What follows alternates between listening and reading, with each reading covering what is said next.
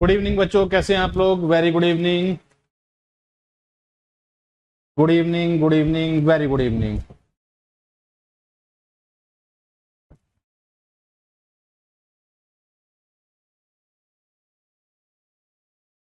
चलिए जल्दी से आ जाओ सभी लोग, फिर स्टार्ट करते हैं आज आपका एक नया टॉपिक जिसका नाम है डीप फ्रीजर।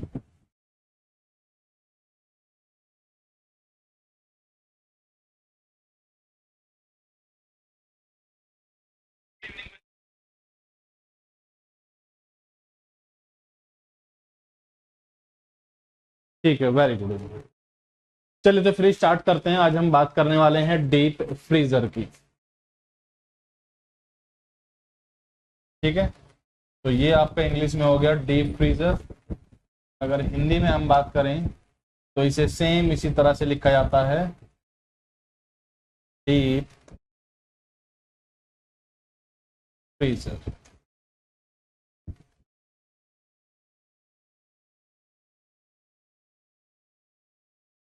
तो डीप फ्रीजर क्या होता है, ये डायग्राम देखकर आप थोड़ा सा आइडिया ले सकते हो। ठीक है, और आपने अपने आसपास ये सारी चीजें देखी होंगी, अगर आप किसी दुकान पर गए होंगे, ठीक है, वहां पर देखा होगा। तो इस तरह से आपका एक डीप फ्रीजर इस तरह का होता है। ठीक है, जिस तरह आप ये हॉरिजॉन्टली होगा, और एक आपका डीप फ्रीजर इस तरह से होता है जो आपका वर्टिकली होता है। ठीक है, तो डीप फ्रीजर क्या होता है, किस लिए हम इसका इस्तेमाल करते हैं, ठीक है, कितने टाइप्स होते हैं, और किस तरह से यहाँ से क्वेश्चन एग्जाम में पूछे जा सकते हैं, ये सारा डिस्कशन आज हम लोग करने वाले हैं। ठीक है, टॉपिक आपका छोटा सा ही है तो ज़्यादा टाइम इस पर नहीं लेंगे। ठीक है, मेनली आसान सी थ्योरी है। अगर बेसिक आपको आता है, ठीक है, स्टार्टिंग की क्लासेस अगर आपने अच्छे से कवर की हैं, तो बाद के आपके अब जो ये टॉपिक चल रहे हैं सिर्फ आपको इंफॉर्मेशन की जरूरत है। ठीक है, क्योंकि बेसिक हमेशा वही रहने वाला है, वही आपकी रेफ्रिजरेशन साइकिल रहने वाली है, वही आपका इवेपोरेटर रहने वाला है, वही आपका कंप्रेसर, कंडेंसर, जो चीजें हैं वो सेम आपकी वही रहने वाली है। बस 3 से 4 छोटे मोटे पॉइंट यहाँ पर ऐड होते रहेंगे। ठीक है, और आपके नए नए टॉपिक कवर होते रहेंगे। तो ज्यादा टाइम इस पर नहीं बेकार हम लोग करेंगे, जो मेन मेन चीजें हैं वो समझेंगे। ठीक है, और इस टॉपिक को आज ही हम लोग कंप्लीट कर लेंगे। साथ ही साथ इस पर जो अच्छे क्वेश्चन एग्जाम में बने हैं या जिनके आने के चांसेस एग्जाम में आपके बढ़ जाते हैं, उन क्वेश्चंस का डिस्कशन करेंगे और चैप्टर आपका ये फिनिश हो जाएगा। ठीक है, चलिए तो बात करते हैं डीप फ्रीजर की। तो एक एक करके सारे पॉइंट समझते हैं और हर एक चीज को रिलेट करते हुए चलेंगे। देखिएगा क्या लिखा हुआ है। The temperature at which a liquid of specified composition solidifies under a specified pressure is called its freezing point। ठीक है, वह तापमान जिस पर निर्दिष्ट संगठन का द्रव एक निर्दिष्ट दबाव में जम जाता है उसका हिमांक कहलाता है। तो फ्रीजिंग पॉइंट क्या होता है मैं आपको पहले ही बता चुका हूं। ठीक है, तो सबसे पहले यहां पर बात की गई है कि फ्रीजिंग पॉइंट क्या होता है, जमाव बिंदु या हिमांक बिंदु क्या होता है। तो स्टार्टिंग में ही जब मैं आपको बेसिक और रेफ्रिजरेशन बता रहा था तब मैं आपको बता चुका हूं फ्रीजिंग पॉइंट क्या होता है, लेकिन एक बार आज फिर से देख लेते हैं। ठीक है, सबसे पहले यहां पर बात की गई है फ्रीजिंग पॉइंट की। फ्रीजिंग पॉइंट की, और इस फ्रीजिंग पॉइंट को क्या कहते हैं? ठीक है, इस फ्रीजिंग पॉइंट को कहा जाता है जमाव बिंदु, जमाव बिंदु, या इसे हम कहते हैं हिमांक बिंदु, हिमांक बिंदु। ठीक है, फ्रीजिंग पॉइंट तो सिंपली क्या होता है, मान लिया आपके पास पानी है। ठीक है, इस पानी में से अगर आप कुछ उष्मा बाहर निकाल देते हो, मैंने कहा कि क्यों हीट मैंने बाहर निकाल दी, तो एक टेम्परेचर ऐसा आता है जिस पर ये जम जाता है, इसे ही हम क्या कहते हैं, फ्रीजिंग पॉइंट कहते हैं। ठीक है, और यही चीज मैं आपको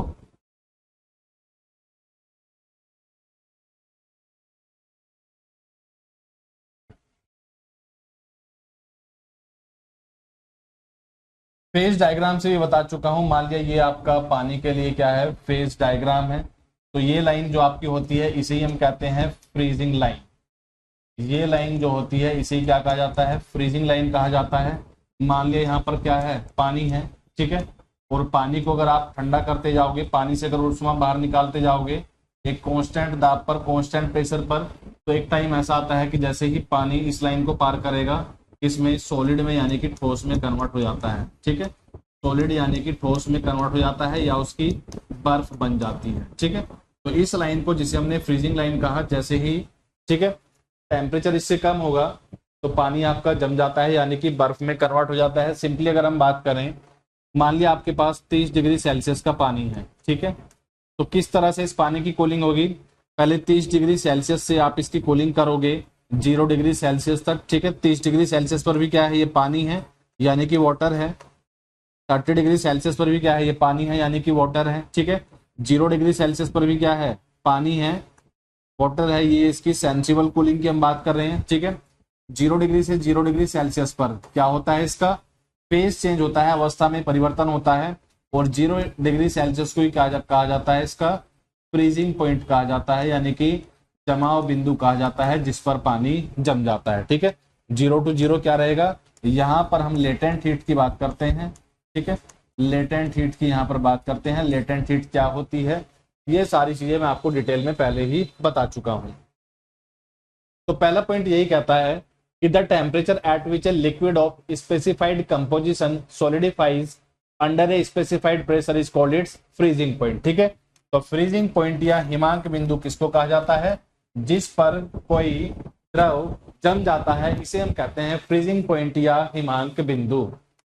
eight this temperature the liquid and solid phases of the substance are in equilibrium. जैसे कि मैंने आपको भी दिखाया कि इस पॉइंट पर क्या होगा? ठीक है, आपका जो लिक्विड होता है और जो ठोस होता है, ये दोनों क्या रहते हैं? इक्विलिब्रियम में रहते हैं। ठीक है,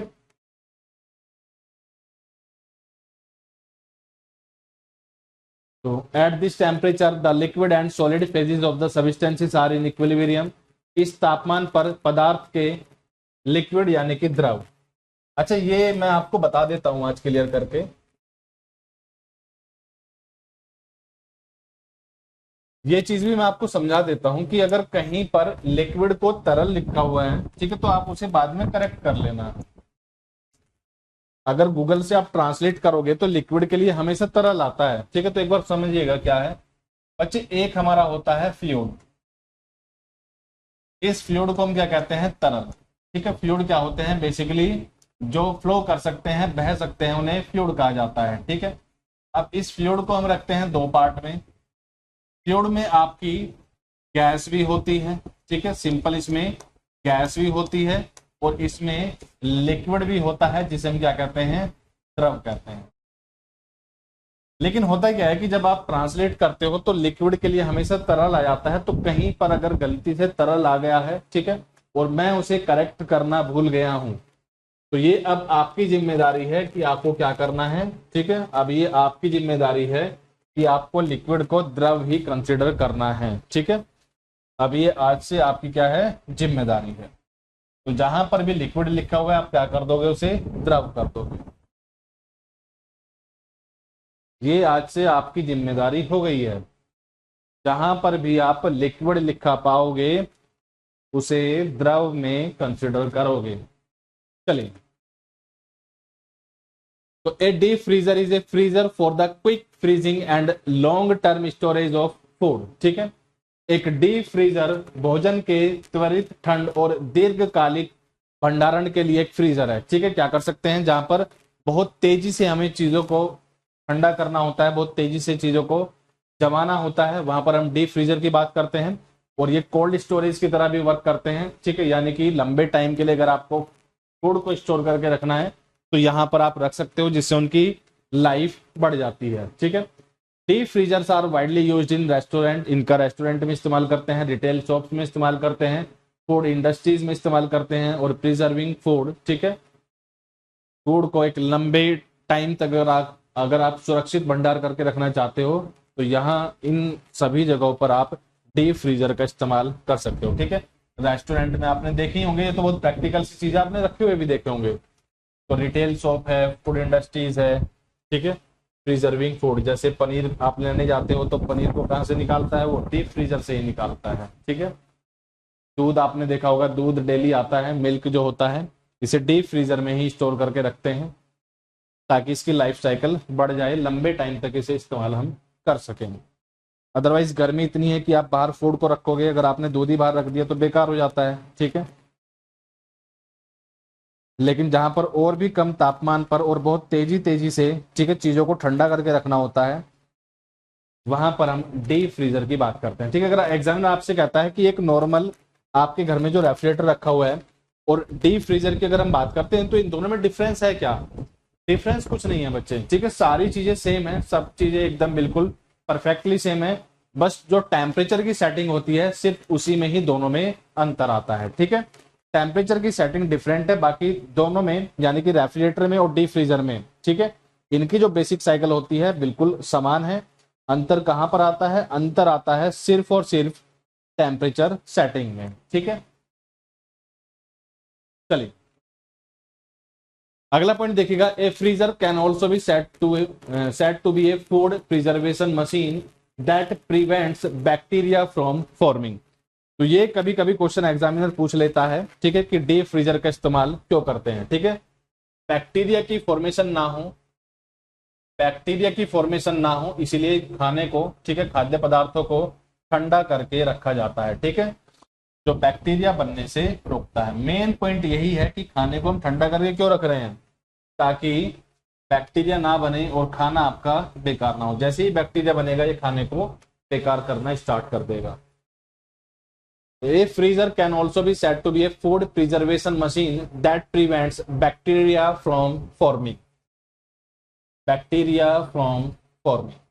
एक फ्रीजर को एक खाद्य संरक्षण मशीन भी कहा जाता है जो बैक्टीरिया को बनने से रोकता है।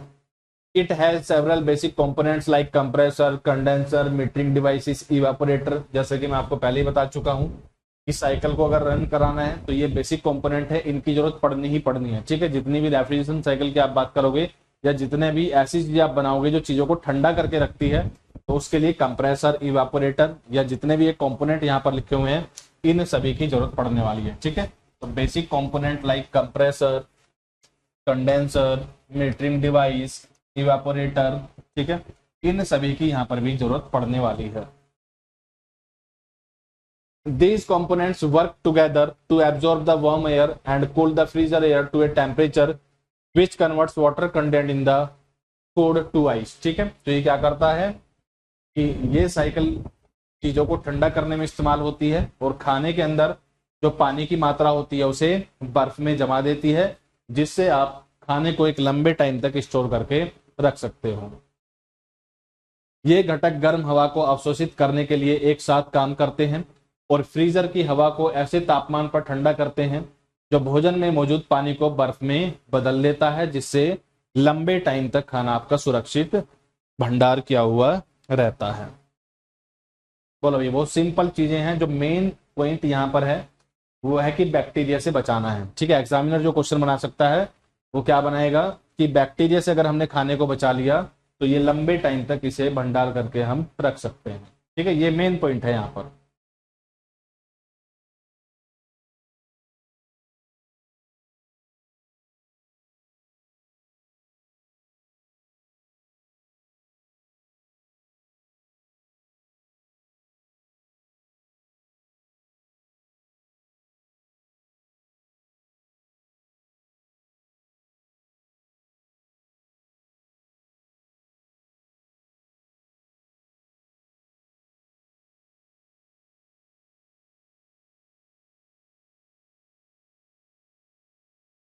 बोलो बच्चे, इतनी बात समझ में आती है या इसमें कहीं कंफ्यूजन है? ठीक है, कंफ्यूजन तो नहीं होना चाहिए यार कोई भी। अब टॉपिक आपका जस्ट कंप्लीट होने वाले हैं।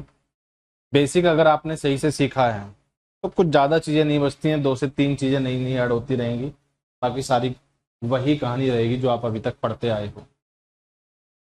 चलिए आगे देखिएगा।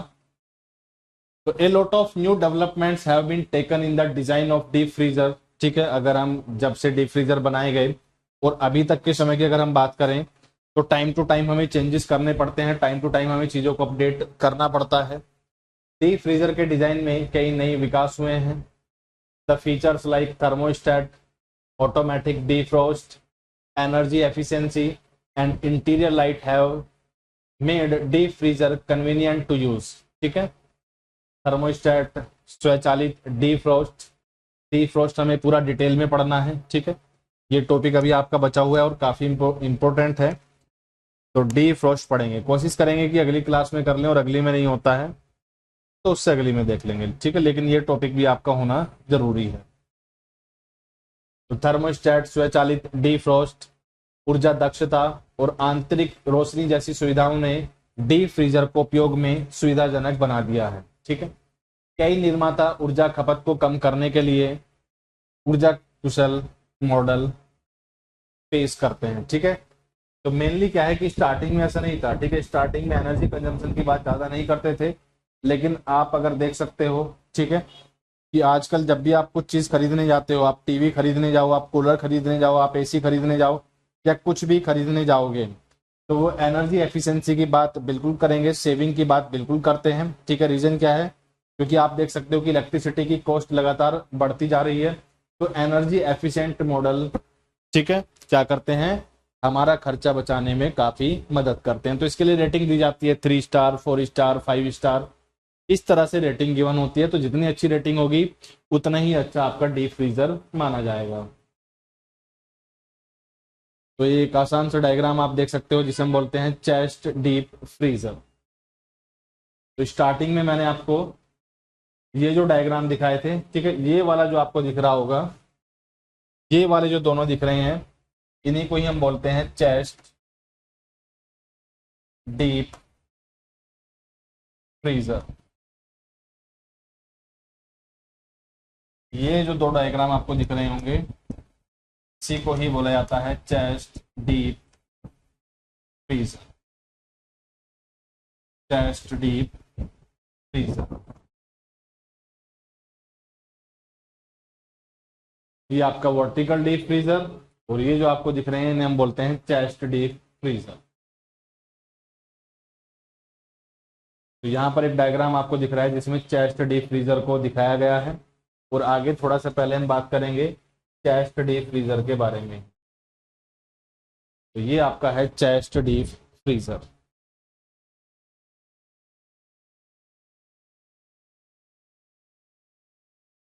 चलिए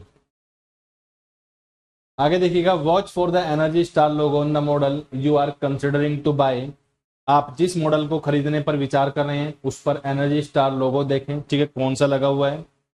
also chest freezers are more energy efficient than upright because the cool air does not escape from the chest when the door opens. ठीक है, इसमें क्या बताया गया है कि आपका जो चेस्ट डीप फ्रीजर होता है ये ज्यादा एनर्जी एफिशिएंट होता है अगर आप अपराइट या वर्टिकल डीप फ्रीजर की बात करते हो। रीजन क्या है? देखिए, जैसे कि आप देखोगे चेस्ट डीप फ्रीजर आपको किस तरह से दिखाई दे रहा है, ये आपका क्या है, चेस्ट डीप फ्रीजर है, ठीक है।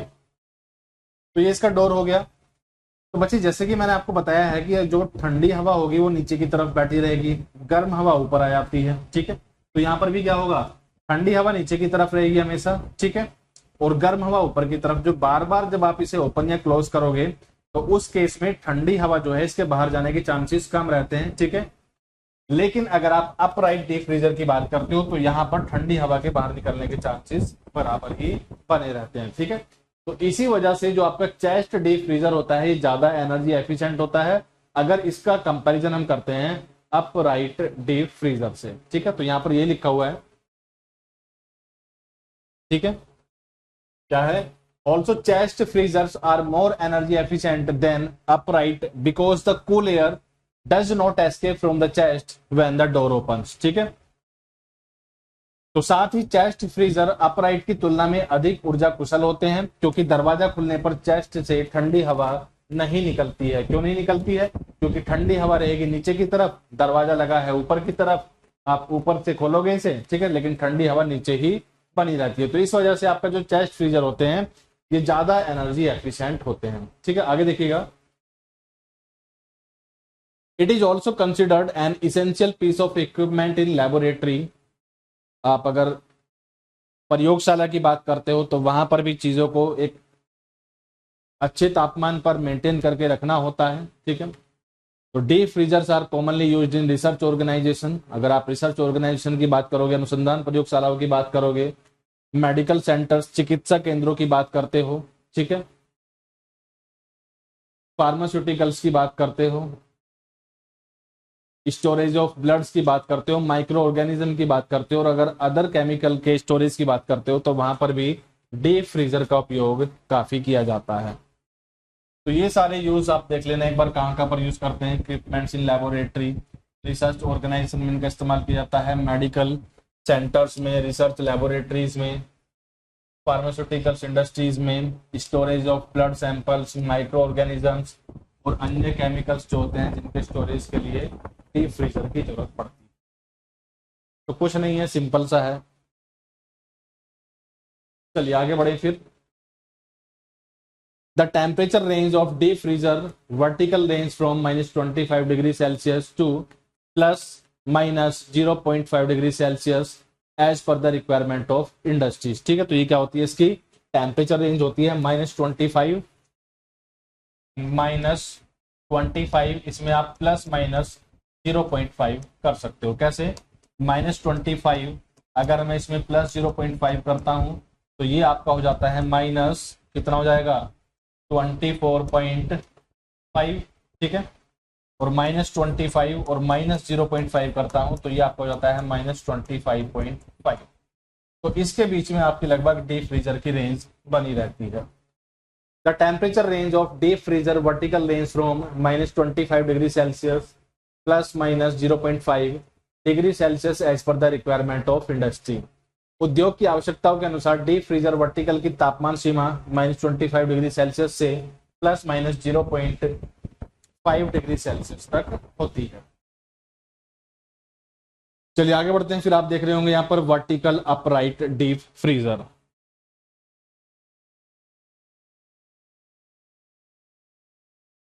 मृन्मय वेल्डर का प्रीवियस क्लास की पीडीएफ, वेल्डर की पीडीएफ तो होनी चाहिए यार, पता नहीं बच्चे क्या डाउट हो रहा है। देखिए आपके सारे नोट्स में भेज चुका हूं टिल डेट। एक तो आप दूसरी क्लास में आके कमेंट करते हैं, ये भी थोड़ा सा, लेकिन आप ऐसे कैसे बोल रहे हो कि क्लास नहीं है। एक बार अपनी ट्रेड बताइएगा कौन सी है, एक बार अपनी ट्रेड आप बताइएगा, और किसके नहीं है ये मुझे बताइएगा।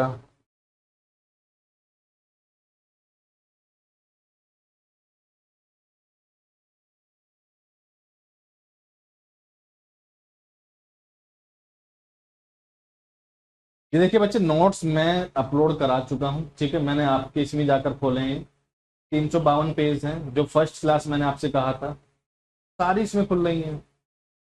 अब आप पता नहीं नोट्स कहाँ पर जाकर देखते हो, मैं तो यही नहीं समझ पाता हूँ। तो भाई ऐसे कैसे काम चलेगा।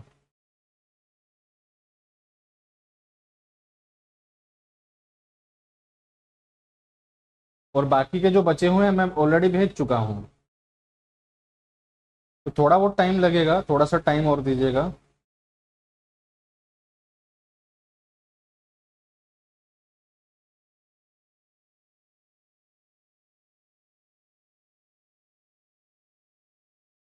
आपके अभी जो मैंने भेजे हैं, एक तो सेफ्टी भेजा है, वेल्डिंग डिफेक्ट्स भेजे हैं, वेल्डिंग टेक्निक्स मैंने भेजी हैं, पाइप वेल्डिंग, मैनिफोल्ड सिस्टम, और वेल्डेबिलिटी ऑफ मेटल शायद बचा हुआ है, तो वो भी हो जाएगा। ठीक है, तो जल्दी बस थोड़ा सा टाइम सब्र रखो। ठीक है, थोड़ा सा टाइम और दो, और जल्दी ही आपके मैं अपलोड करा देता हूँ। इसके अलावा और कोई समस्या, हैरानी, परेशानी है तो बिल्कुल बताइएगा। बाकी सिर्फ 2 से 3 दिन का समय और दीजिएगा, जो बचा है वो भी अपलोड हो जाएगा।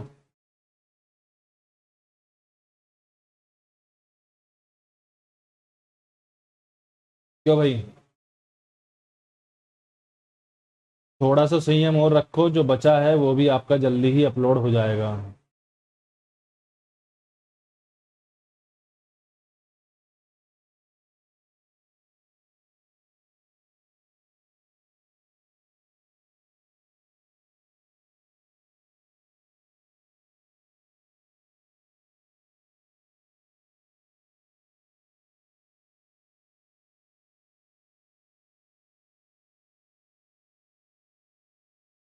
चलिए ठीक है, ठीक है, वेरी गुड। चलिए तो फिर आगे बढ़ते हैं इसमें। नेक्स्ट हम बात करेंगे वर्टिकल अपराइट डीप फ्रीजर की। तो फिगर में जो आपको दिख रहा है यही आपका वर्टिकल अपराइट डीप फ्रीजर। चलिए देखिएगा, vertical upright deep freezers are double walled cooled unit in which the outer body is made of thick aluminum sheets and the inner chamber is made of heavy gauge stainless steel। ठीक है, तो बच्चे इसमें क्या है, अगर हम vertical upright deep freezer की बात करते हैं तो इसमें बेसिकली दो दीवारें होती हैं। ठीक है, एक दीवार बाहर की तरफ और एक दीवार अंदर की तरफ। ठीक है, धातु की दो चादरें लेते हैं, एक अंदर की तरफ रखते हैं, एक बाहर की तरफ रखते हैं, और इसके बीच में इंसुलेटिंग मटेरियल डाल दिया जाता है। और जैसे कि मैं आपको बता चुका हूं कि फ्रीजर के केस में हो या रेफ्रिजरेटर के केस में हो, मैक्सिमम टाइम जो हम इंसुलेटिंग मटेरियल इस्तेमाल करते हैं ये आपका पॉलीयूरेथीन फोम यानी कि पीयूएफ होता है। ठीक है, तो यहाँ पर दो दीवारें होती हैं धातु की। ठीक है, एक दीवार अंदर की तरफ और एक दीवार बाहर की तरफ, और इनके बीच में हम क्या करते हैं, इनके बीच में एक इंसुलेटिंग मटेरियल डाल दिया जाता है। और ये इंसुलेटिंग मटेरियल कौन सा होता है, ठीक है, ये इंसुलेटिंग मटेरियल आपका होता है पीयूएफ यानी कि पॉलीयूरेथेन फोम। ठीक है, तो क्या है, यहाँ पर धातु की दो चादरें होती हैं। ठीक है, एक अंदर की तरफ और एक बाहर की तरफ, और इनके बीच में एक इंसुलेटिंग मटेरियल यानी कि पीयूएफ पॉलीयूरेथेन फोम डाल दिया जाता है। देखिएगा, vertical upright deep freezers are double walled cold unit in which the outer body is made of thick aluminum sheets। ठीक है, जो बाहर की बॉडी होती है ये किसकी बनी होती है, ये एल्यूमिनियम शीट्स की बनी हुई होती है। ठीक है, बाहर वाली एल्यूमिनियम शीट्स की बनी हुई है, और अगर अंदर वाली की हम बात करते हैं तो ये आपकी स्टेनलेस स्टील की बनी हुई होती है। ठीक है, अंदर वाली स्टेनलेस स्टील की बनी हुई होती है। ठीक है, The inner and outer walls are constructed with 100 mm gap। ठीक है, जो अंदर है और जो बाहर है, ठीक है, अंदर वाली और बाहर वाली दीवारों के बीच में जो गैप रखा जाता है ये 100 mm का गैप रखा जाता है, और इसके बीच में एक इंसुलेटिंग मटेरियल हम डालते हैं। कौन सा, इसमें हम डालते हैं पीयूएफ पॉलीयूरेथेन फोम। ठीक है, क्या होता है, एडवांटेज क्या होती है, ये सारी चीजें मैं आपको पहले ही बता चुका हूं। This construction ensure maximum thermal efficiency. The refrigerator used are CFC free। ठीक है, तो ऐसा करने से क्या होता है, मैक्सिमम एफिशिएंसी हमें मिलती है। इसका मतलब क्या है कि अंदर का जो तापमान है, ठीक है, और जो बाहर का तापमान है, जैसे कि हमें पता है कि दोनों में काफी डिफरेंस है, तो यहाँ पर हीट का ट्रांसफर भी ज्यादा होने वाला है। लेकिन इस तरह का कॉम्बिनेशन हम तैयार करते हैं जिससे इस हीट के ट्रांसफर को हम रोक देते हैं और सिस्टम की एफिशिएंसी मैक्सिमम हो जाती है। दूसरा, यहाँ पर जो रेफ्रिजरेंट यूज किए जाते हैं ये आपके सीएफसी फ्री होते हैं। ठीक है, सीएफसी क्या होता है, क्लोरोफ्लोरोकार्बन। ठीक है, क्या होते हैं, क्या इनसे नुकसान होते हैं, ये सारी चीजें जब हम लोग रेफ्रिजरेंट पढ़ रहे थे तब हम देख चुके हैं। चलिए हिंदी में देखिएगा, vertical upright deep freezer double walled cold units होते हैं जिनमें बाहरी बॉडी मोटे एल्यूमिनियम शीट से बनी होती है और inner chamber heavy gauge stainless steel से बना होता है। भीतरी और बाहरी दीवारों का निर्माण 100 mm के अंतराल के साथ किया जाता है जो पीयूएफ इंसुलेशन से भरा जाता है। ठीक है, पीयूएफ क्या होता है, पॉलीयूरेथेन फोम। पॉलीयूरेथेन फोम, ठीक है, एक इंसुलेटिंग मटेरियल है जिससे हीट का ट्रांसफर रुक जाता है। तो दोनों दीवारों के बीच में 100 mm का गैप रखते हैं और इसके बीच में पीयूएफ इंसुलेटिंग मटेरियल को डाल देते हैं। ठीक है, यह निर्माण अधिकतम तापीय दक्षता सुनिश्चित करता है। उपयोग किए जाने वाले रेफ्रिजरेंट सीएफसी मुक्त हैं। ठीक है, सीएफसी क्या होता है, क्लोरोफ्लोरोकार्बन से मुक्त रहेगा, तो ये आपके ओजोन को नुकसान नहीं पहुंचाएगा। चलिए फिर आगे बढ़ते हैं थोड़ा सा इसमें। The deep freezer verticals are designed to give the best possible hygiene. They generally are high resistant, non-corrosive material for external and internal surfaces, shelves and other components। ठीक है, चलिए बाकी की जो चीजें हैं वो इतनी कुछ खास नहीं है, तो एक बार आप ये सारा पढ़ लेना। ठीक है, इसमें कुछ ऐसा कुछ इंपॉर्टेंट नहीं है। तो डीप फ्रीजर के बारे में थोड़ा सा लिखा गया है कि वर्टिकल डीप फ्रीजर क्या होते हैं, कौन कौन से इसमें अलार्म है, क्या क्या इसमें अपडेट कर दिया गया है। जैसे कि आप देखोगे यहाँ पर कि वे आमतौर पर बाहरी और आंतरिक सतहों, अलमारियों और अन्य घटकों के लिए उच्च प्रतिरोधी, गैर संक्षारक, ठीक है, यानी कि नॉन कोरोजिव होते हैं, जंग नहीं लगता है। इन उपकरणों में एक श्रव्य अलार्म, दृश्य अलार्म, उच्च या निम्न ताप अलार्म, जब हाई टेम्परेचर होगा तब एक इसमें रिंग बजेगी, कम होता है तब अलार्म बजेगा, बिजली की विफलता अलार्म, कम battery alarm, filter blocking alarm. ठीक है, तो इस तरह के इसमें नए नए चीजें प्रोवाइड की गई हैं ताकि इसके यूज करने में आसानी हो जाती है। ठीक है, तो ये इतना कुछ ऐसा खास है नहीं। चलिए, फिर बात आती है कि आपका जो अपराइट वर्टिकल डीप फ्रीजर होता है, ठीक है, इसमें और क्या क्या एडवांटेजेस, क्या क्या इससे फायदे आपको मिल सकते हैं। तो सबसे पहला इसमें क्या है कि इसकी जो बैटरी लाइफ होती है, यानी कि अगर आपकी बिजली चली गई है, ठीक है, तो बैकअप फैसिलिटी इसमें जो होती है ये 72 आवर्स की होती है। तो मेन जो इसमें एडवांटेज है वो यही है। ठीक है, these equipments even have a strong 72 hours battery backup facility. इन उपकरणों में 72 घंटे की मजबूत बैटरी बैकअप सुविधा भी है। ठीक है, 72 आवर्स का इसमें बैटरी बैकअप होता है। Vertical upright deep freezers are useful for, ठीक है, तो इनके और क्या क्या फायदे हो सकते हैं। लो टेम्परेचर क्विक फ्रीजिंग, कम तापमान जल्दी जमने वाला, स्टोरिंग ऑफ वैक्सीन्स, ठीक है, टीकों का भंडारण करने वाला, बायोलॉजिकल एंड मेडिकल स्पेसिमेंस, जैविक और चिकित्सा नमूनों को स्टोर करने के लिए, ब्लड कंपोनेंट्स, ठीक है, रक्त घटकों को स्टोर करने के लिए, जनरल लेबोरेटरी फ्रीजिंग एप्लीकेशन, ठीक है, सामान्य प्रयोगशाला प्रशीतन अनुप्रयोगों में इनका इस्तेमाल किया जाता है। तो ये बहुत कॉमन सी चीजें हैं। सबसे पहला हमें डिफरेंस पता होना चाहिए कि आपका जो चेस्ट डीप फ्रीजर है और अपराइट वर्टिकल डीप फ्रीजर है, ये दोनों किस तरह के दिखते हैं और क्या क्या इनमें छोटे मोटे पॉइंट्स हैं, ये सारी चीजें आपको याद रखनी है। चलिए एक बार क्वेश्चन देख लेते हैं कि एग्जाम में क्वेश्चन किस तरह से पूछे गए हैं। तो जो क्वेश्चन थोड़े अलग से होंगे वो मैंने उठाए हैं ताकि आप सीधा इन्हें याद रखो, और ये भी डेटा टाइप क्वेश्चन है जो कि आपको एग्जाम के लिए सीधे तैयार रखने हैं। पहला क्वेश्चन इसमें देखिएगा, storage life for vegetable except leaf vegetables kept in deep freezer at 0 degree Fahrenheit is. 0 degree Fahrenheit पर गहन फ्रीजर में रखे गए पत्ता सब्जियों को छोड़कर सब्जियों के लिए भंडारण अवधि है। ठीक है, तो डीप फ्रीजर में अगर आप स्टोर करके रखना चाहते हो सब्जी वगैरह को, तो आप कितने टाइम के लिए स्टोर करके रख सकते हो। ठीक है, टेम्परेचर कितना है, 0 degree Fahrenheit, 0 degree Fahrenheit, 0 degree Fahrenheit. ठीक है, तो ये आपको याद रखना है कि 1 साल के लिए इन्हें स्टोर करके रखा जा सकता है। 1 ईयर, 1 साल के लिए आप इन्हें स्टोर करके रख सकते हो। अगला क्वेश्चन देखिएगा, ड्राई आइस क्या होती है। ठीक है, what is dry ice. Next question देखिएगा, ड्राई आइस क्या होती है, what is dry ice. Option A कहता है ड्राई आइस अमोनिया होती है, ऑप्शन बी कहता है सॉलिड कार्बन डाइऑक्साइड होती है,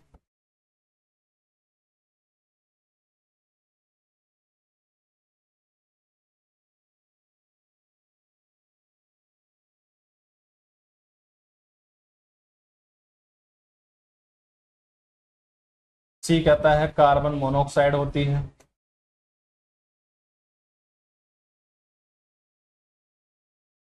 और डी कहता है H2O।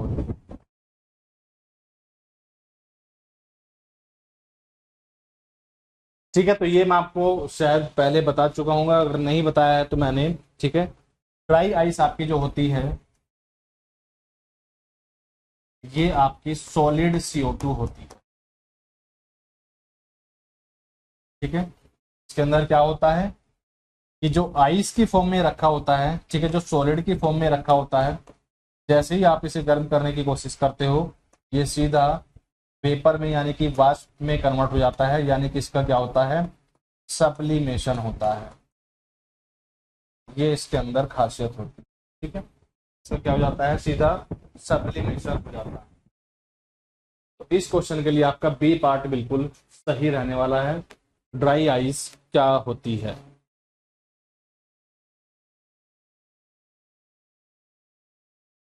चलिए बढ़ते हैं नेक्स्ट क्वेश्चन की तरफ। फ्रीजर कॉइल और दीवार में आदर्श दूरी कितनी होनी चाहिए। अगेन डेटा वाला क्वेश्चन है जो आपको याद रखना है। अब इसमें ऐसा कोई आप कॉन्सेप्ट नहीं जोड़ सकते हो। ठीक है, क्यों रखते हैं इसका मैं आपको बता चुका हूं, क्योंकि जनरली जो यहाँ पर हीट का ट्रांसफर होता है, जो ऊष्मा का स्थानांतरण होता है, ये आपका कन्वेक्शन के थ्रू होता है। ठीक है, कन्वेक्शन यानी कि संवहन के थ्रू होता है। और संवहन में भी क्या होता है कि आसपास का जो आपका माध्यम है वो आसानी से सर्कुलेट कर सके। जैसे मैंने आपको एसी का एग्जांपल दिया था कि जो कंडेंसर है, कंडेंसर पीछे से गर्मी फेंकेगा। अगर दीवार बिल्कुल नजदीक है या दीवार उससे सटी हुई है तो हवा का सर्कुलेशन अच्छे से नहीं हो पाएगा, हीट ट्रांसफर नहीं होगा, तो आपका एसी प्रॉपरली वर्क नहीं करेगा। ठीक है, तो सेम कहानी यहाँ पर है कि अगर फ्रीजर कोयल और वॉल में कितनी मिनिमम डिस्टेंस होनी चाहिए या कितनी आइडियल डिस्टेंस होनी चाहिए। ठीक है, the distance between the distance between the freezer coil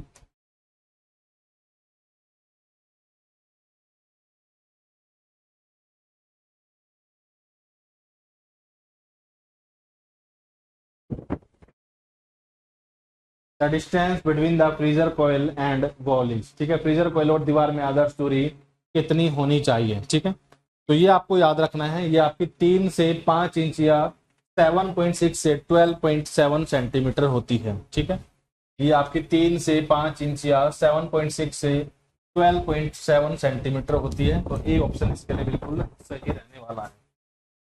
अगला क्वेश्चन देखिएगा, फ्रीजर फ्रॉस्ट को आप कैसे रोक सकते हो। ठीक है, तो फ्रॉस्टिंग क्या होती है और साथ ही साथ डीफ्रॉस्ट क्या होता है, ये मैं आपको आने वाले टाइम में समझाऊंगा आगे जाकर। ठीक है, लेकिन अभी आप सिंपल याद रखिएगा कि अगर आप फ्रीजर फ्रॉस्ट को रोकना चाहते हैं तो आप इसे किस तरह से रोक सकते हैं। How can you prevent freezer Frost.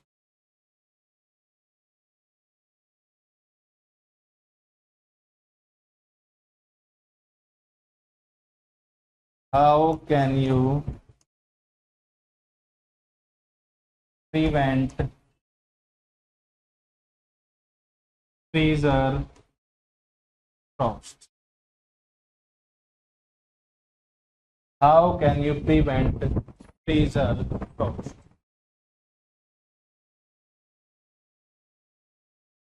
Freezer Frost, ये नहीं आएगा शायद इसमें। Freezer Frost, FROST।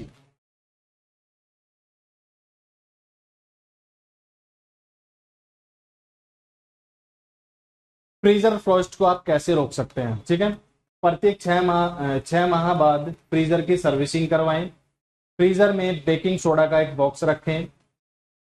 तापमान ठीक -17 डिग्री सेल्सियस पर सेट करें और जरूरत पड़ने पर ही दरवाजा खोलें। ठीक है, सी पॉइंट क्या कहता है, set the temperature exactly at -70 degree Celsius and open the door only as needed. तो ये जो सी पार्ट है ये आपका सही रहने वाला है। ठीक है, क्या है, set the temperature at -17 degree Celsius, set the temperature, set the temperature at -17 degree Celsius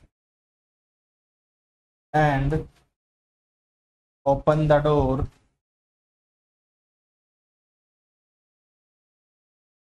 when needed।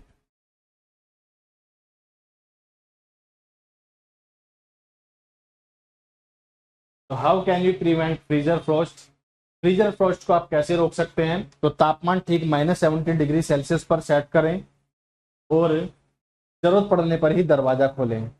Set the temperature exactly eight -17 degree Celsius and open the door when needed. ठीक है, जरूरत पड़ने पर ही आपको इसका दरवाजा खोलना चाहिए। बोलो भाई। चलिए अगले क्वेश्चन की तरफ बढ़ते हैं। सुपरमार्केट को आवश्यकता होती है विभिन्न उत्पादों को जिन्हें अलग अलग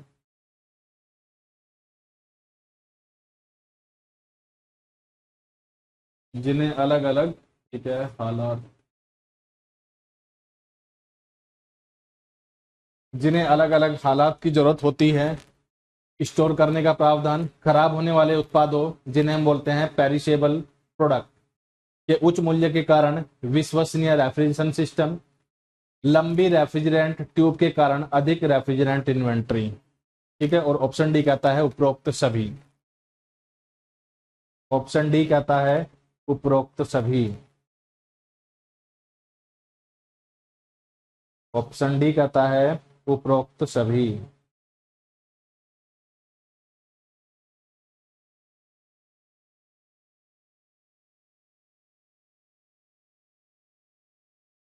ठीक है, super market refrigeration requires.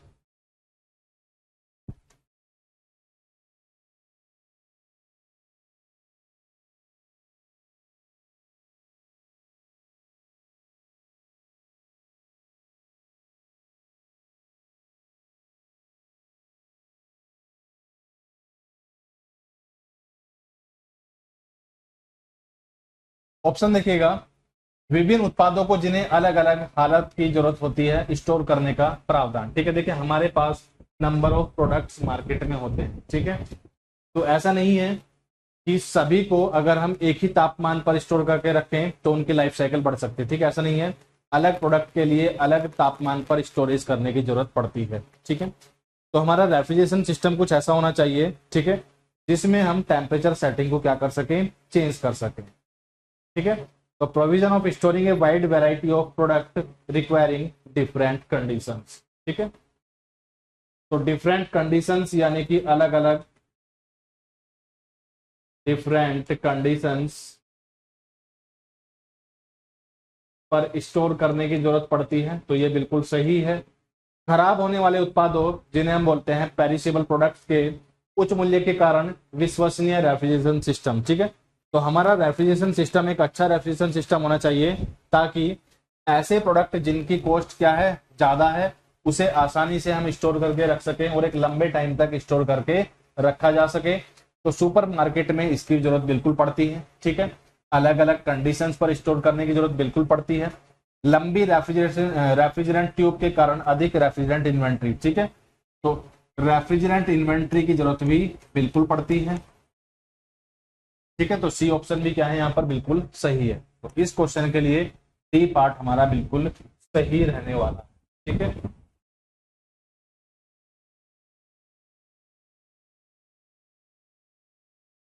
Large refrigerant inventory, C option क्या कहता है, लार्ज लार्ज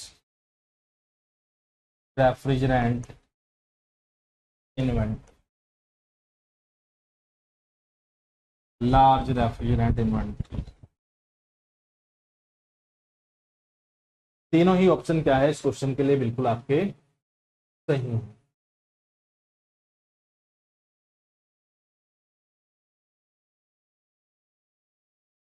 चलिए अगले देखिएगा, खाद्य उत्पादों का उपयोग स्टोरेज निम्न पर निर्भर करता है। ठीक है, तो जो हम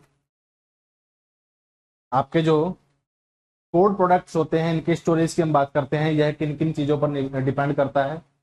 स्टोरेज तापमान यानी कि स्टोरेज टेम्परेचर पर, स्टोरेज में नमी की मात्रा पर, moisture content in the storage, store करते समय खाद्य उत्पादों की हालत पर यानी कि उनकी कंडीशंस कैसी है, और ऑप्शन डी कहता है ऑल ऑफ द अबव यानी कि इन सभी चीजों पर डिपेंड करती है।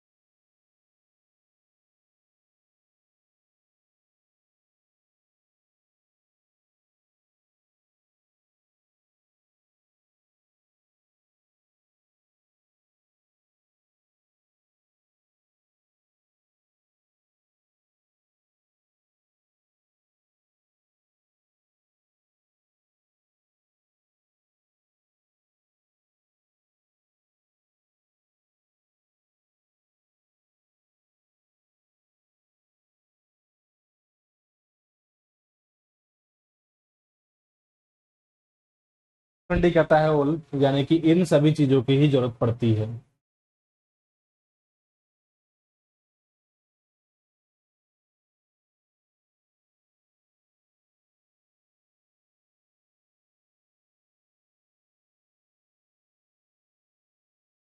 ठीक है, तो अगर राइट आंसर की बात करेंगे इस क्वेश्चन के लिए, आपका डी पार्ट यहाँ पर बिल्कुल सही रहने वाला है। ठीक है, इन सभी चीजों की यहाँ पर जरूरत पड़ती है।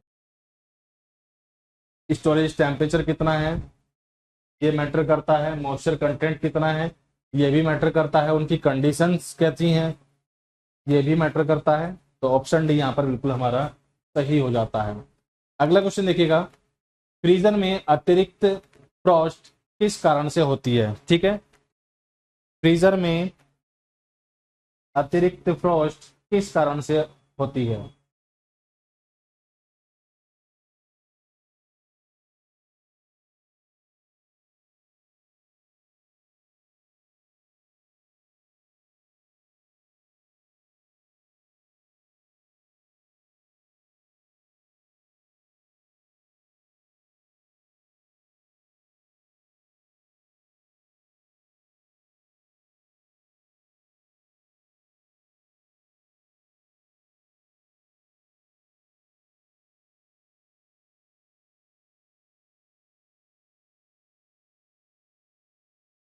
फ्रीजर में अतिरिक्त फ्रॉस्ट किस कारण से होती है।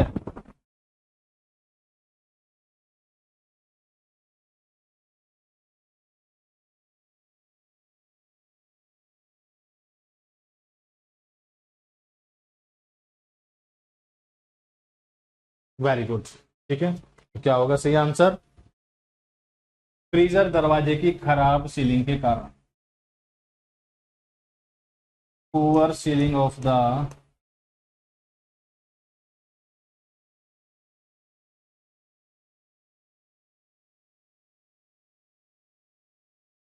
Freezer door. Poor ceiling of the freezer door, अगर सीलिंग अच्छी नहीं है तो क्या होगा, मॉइस्चर अंदर जाएगा और अतिरिक्त फ्रोस्ट यानी कि एक्सेस फ्रोस्ट आपको देखने को मिल सकती है। तो इसका सही रीजन क्या रहने वाला है, फ्रीजर दरवाजे की खराब सीलिंग के कारण, poor ceiling of the freezer door, poor ceiling of the freezer door. चलिए बढ़ते हैं अगले क्वेश्चन की तरफ। नेक्स्ट देखिएगा, उस ट्यूब का क्या नाम है जो रेफ्रिजरेंट को इवेपोरेटर की ओर ले जाती है।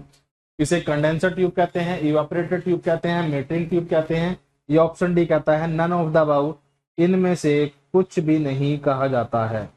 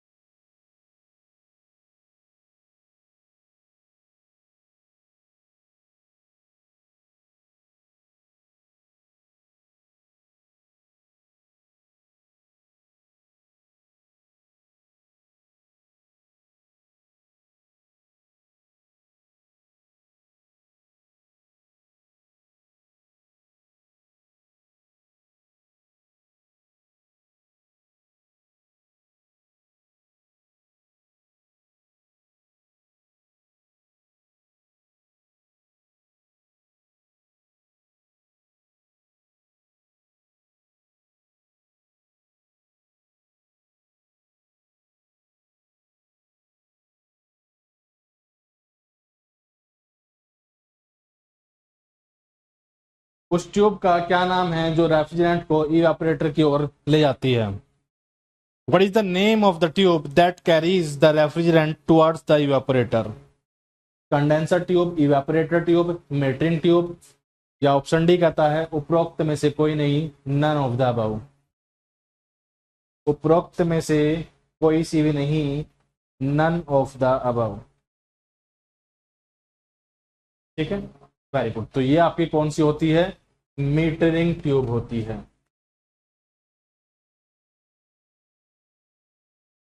ऑप्शन सी यहां पर आपका बिल्कुल सही रहने वाला है।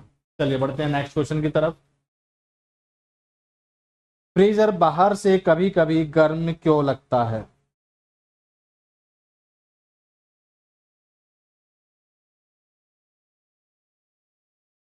फ्रीजर बाहर से कभी कभी गर्म क्यों लगता है?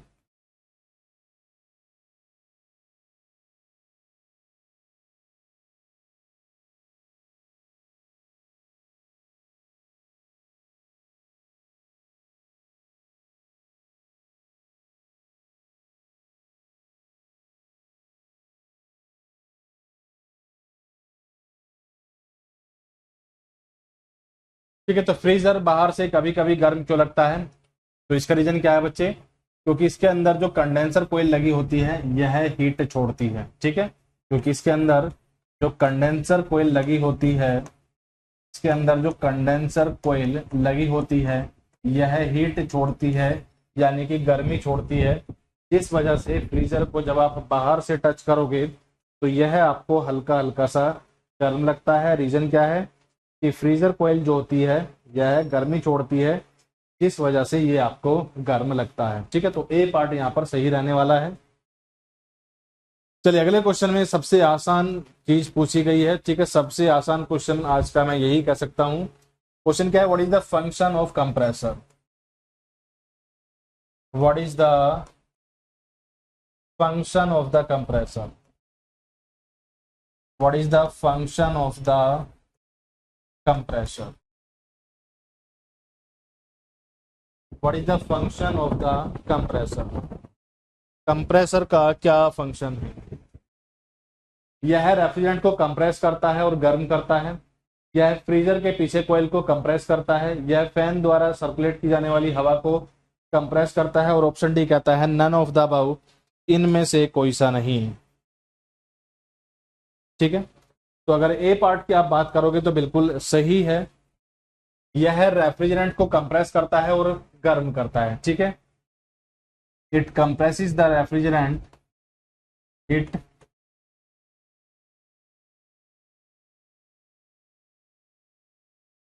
compresses the refrigerant and increases its temperature.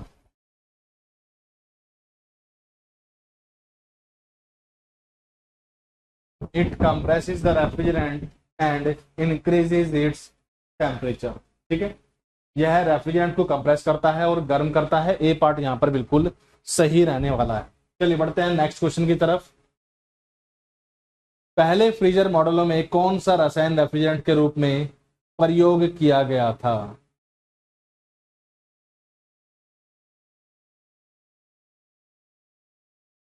ठीक है, तो अगर एक फ्रीजर की हम बात करें तो first chemical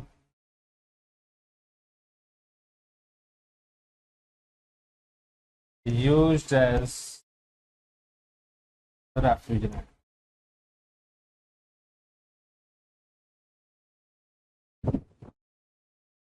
First chemical used as refrigerant. तो इसके लिए बी पार्ट आपका बिल्कुल सही रहने वाला है। क्या होगा, ईथर को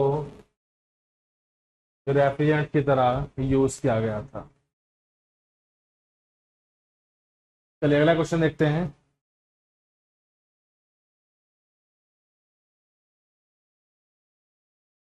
तो अगले क्वेश्चन में आपसे पूछा गया है कि एक रेफ्रिजरेटर और एक फ्रीजर में क्या अंतर होता है। ठीक है, what is the difference in between the refrigerator and A freezer?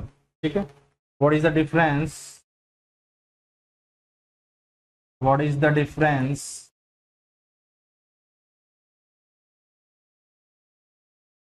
what is the difference between a refrigerator and a freezer? तो वे एक जैसे उपकरण हैं, बिल्कुल सही है, ठीक है। लेकिन इसमें एक लाइन और आती है, but with different temperature settings.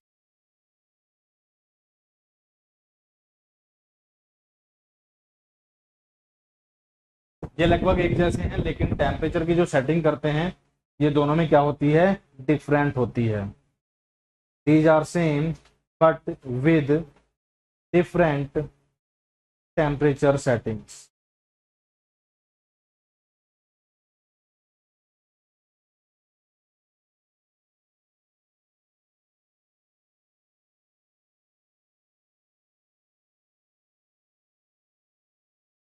चलिए अगला क्वेश्चन देखिएगा। प्राचीन समय में खाद्य कैसे फ्रीज किया जाता था, ठीक है। In the ancient time how was food frozen.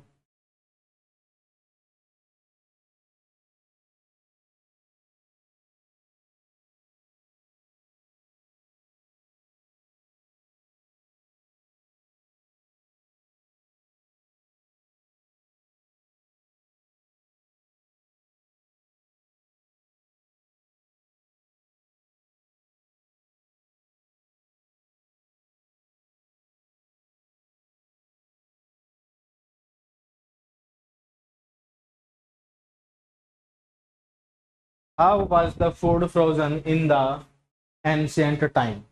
प्राचीन समय में खाद्य कैसे फ्रीज किया जाता था।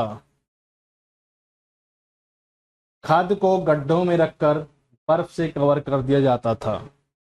Food was stored in pits and covered with snow.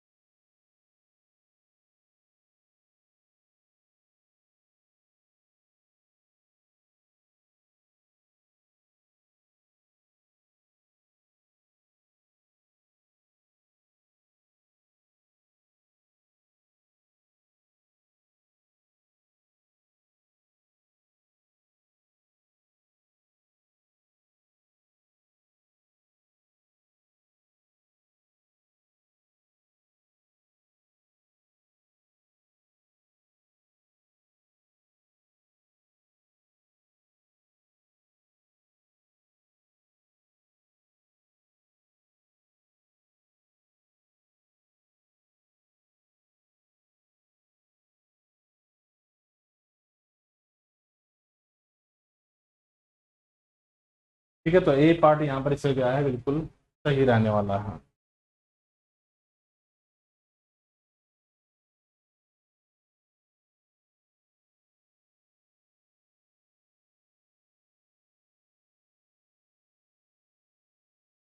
चलिए बढ़ते हैं अगले क्वेश्चन की तरफ, और अगला क्वेश्चन होगा आपका लास्ट क्वेश्चन।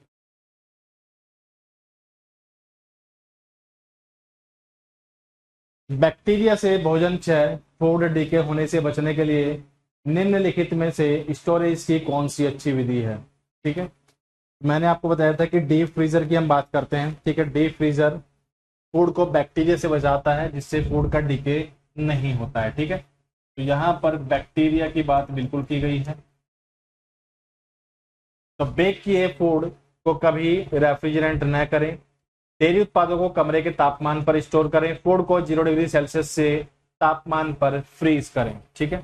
तो ये ऑप्शन आपका बिल्कुल सही है। तो अगर आप बैक्टीरिया से फूड डीके बनाना चाहते हो